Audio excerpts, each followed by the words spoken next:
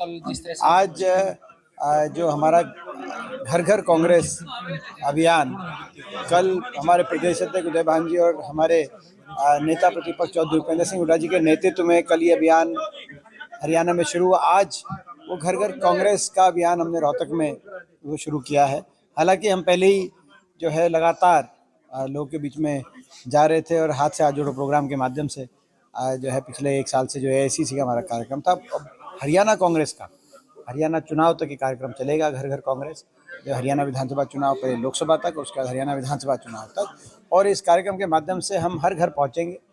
और 10 साल, क्योंकि तुलनात्मक अब स्थिति 10 साल इसकी सरकार बीजेपी की सरकार को 10 साल हो गए हैं, तो 10 साल में इनकी सरकार का क्या कार्यकाल में क्या काम हुआ हरियाणा में, 10 साल हमारी सरकार में क्या कार्यकाल में क्या काम हुए, उसके आधार पे लोग के बीच में हम जा रहे हैं।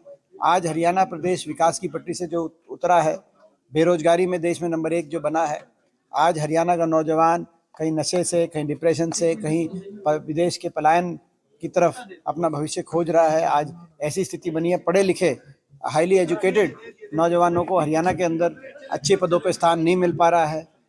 इन बातों को लेकर और प्रदेश में व्यापक इतनी बेकदर भ्रष्टाचार, बीजेपी और जेजेपी ने मिलके भ्रष्टाचार का समझौता किया कि भ्रष्टाचार करने का की स्वतंत्रता दी एक दूसरे के मंत्रियों को, और प्रदेश की जनता को कहीं माइनिंग से, कहीं शराब के घोटाले से, कहीं एक्साइज के घोटाले से, कहीं रजिस्ट्रियों के घोटाले से प्रदेश की जनता को लूटने का काम निरंतर 5 साल तक जो चला है, ये आज इन बातों को लेकर हम प्रदेश की जनता के बीच में जा रहे हैं। देश और प्रदेश में बदलाव की लोगों को से अपील कर रहे हैं। ये हमारा प्रोग्राम है घर घर कांग्रेस।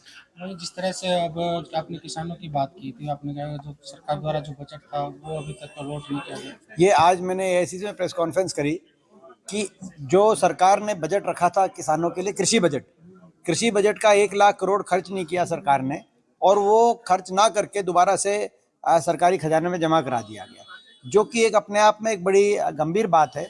क्योंकि लगातार कृषि बजट में जो 2014 में 6% था हमारे आम बजट का कृषि बजट, वो घट के अब 2.5% पे आ गया। हर साल घटोतरी की जा रही है, लेकिन घटोतरी के बावजूद जितना अलॉटमेंट दिखाई गई उसमें भी 1 लाख करोड़ खर्चा नहीं किया गया और अपने खजाने में वापस सरकार ने जमा करा दिया।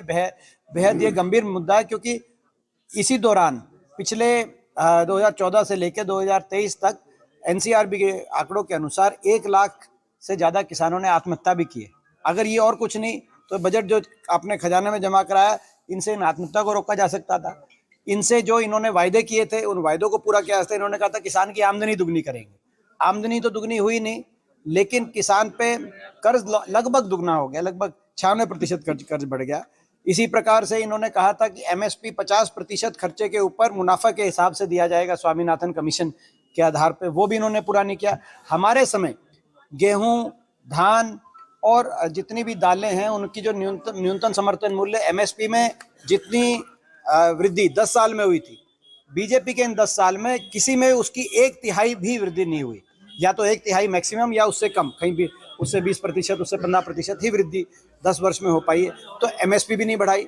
हमारे समय 72,000 करोड़ के किसान को का कर्जा माफी का काम UPA सरकार ने किया, डॉक्टर मनमोहन सिंह जी ने। इन सरकार में ना तो कर्ज माफी हुआ, ना MSP, ना किसान की आमदनी दुगनी, जो इनके खुद के वायदे थे वो भी पूरे नहीं किए, और 1 लाख करोड़ का बजट दिखाया गया। लेकिन कल के जो आंकड़े मैंने जो आज AICC में प्रेस कॉन्फ्रेंस करके देश के सामने रखे, कल वो आंकड़े सामने आए जो अपना कहते हैं, कल एक रात को स्टैंडिंग कमेटी की रिपोर्ट, उसमें से वो आंकड़े निकाल के, इसीलिए मैंने सुबह ये प्रेस कॉन्फ्रेंस करी कि भाई वो 1 लाख करोड़ वापस खजाने में जमा करा दिया। किसान का तो 1 रुपया माफ नहीं। इस सरकार में 14.5 लाख देश के 6 बड़े उद्योगपति घरानों के माफ हुए हैं, 14.5 लाख। तो ये स्पष्ट है कि ये सरकार की नीति किसान, छोटे व्यापारी, गरीब, मजदूर, कर्मचारी के लिए नहीं है।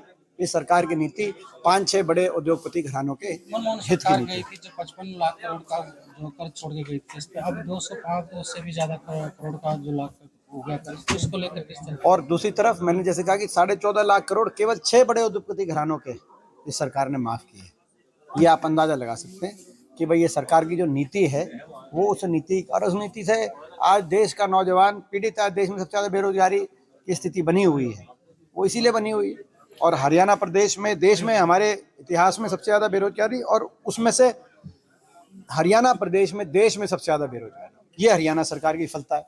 आज जब हम घर घर कांग्रेस रोहतक के अंदर लेके जा रहे हैं, तो हम साथ में जो लोकसभा सांसद के कार्यकाल की भी तुलनात्मक रिपोर्ट लोगों के बीच में हम लेके जाएंगे। हम सवाल पूछना चाहते हैं कि पिछले 5 साल में ये विपक्ष के सांसद थे, लेकिन उन्होंने क्या किया। ये जो विपक्ष के यानी कि भाजपा के सांसद थे, मैं अपने आप को सही करूंगा, पिछले 5 साल से भाजपा के सांसद थे, यहाँ से दोनों ऊपर नीचे बीजेपी की सरकार थी, लेकिन उन्होंने एक भी कोई विकास कार्य कराया हो रोहतक में तो वो बताएं।